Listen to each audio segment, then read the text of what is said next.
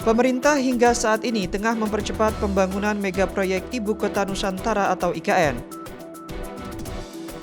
Pembangunan IKN menjadi sorotan banyak pihak karena telah menelan biaya yang tak sedikit dari APBN di tengah seretnya investor.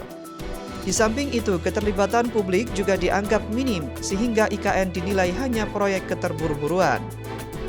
Pengajar Sosiologi Perkotaan Universitas Islam Negeri Syarif Hidayatullah Jakarta, Tantan Hermansyah menilai pentingnya integrasi antara pembangunan fisik dengan manusia melalui partisipasi publik.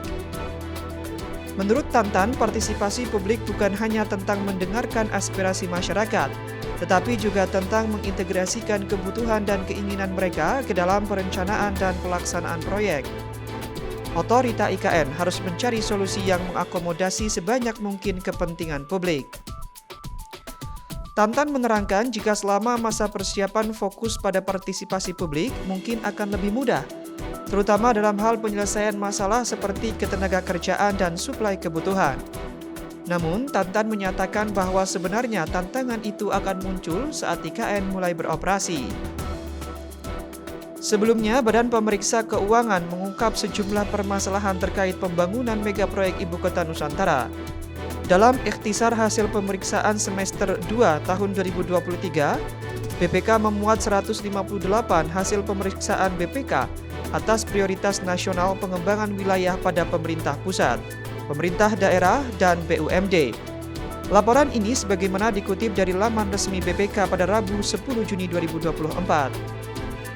Pertama, pembangunan infrastruktur IKN belum sepenuhnya selaras dengan rencana pembangunan jangka menengah nasional tahun 2020 hingga 2024, serta rencana strategis Kementerian PUPR dan rencana induk IKN. Selain itu, pendanaan untuk proyek ini juga belum optimal, dengan sumber pendanaan alternatif seperti kerjasama pemerintah dengan badan usaha dan swasta masih belum terlaksana.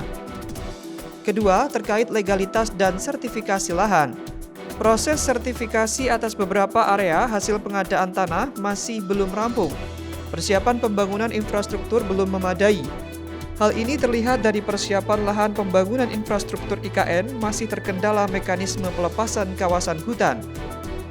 2.085 hektar dari 36.150 hektar tanah masih dalam penguasaan pihak lain karena belum diterbitkan hak pengelolaan lahan atau HPL.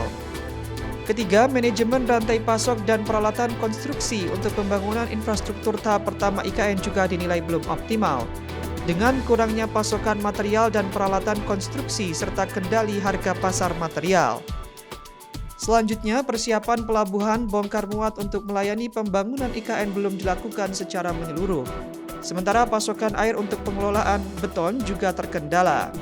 Keempat, Kementerian PUPR juga belum memiliki rancangan serah terima aset, rencana alokasi anggaran operasional, serta mekanisme pemeliharaan dan pengelolaan aset dari hasil pengelolaan aset dari hasil pembangunan infrastruktur IKN tahap 1. NU Online melaporkan.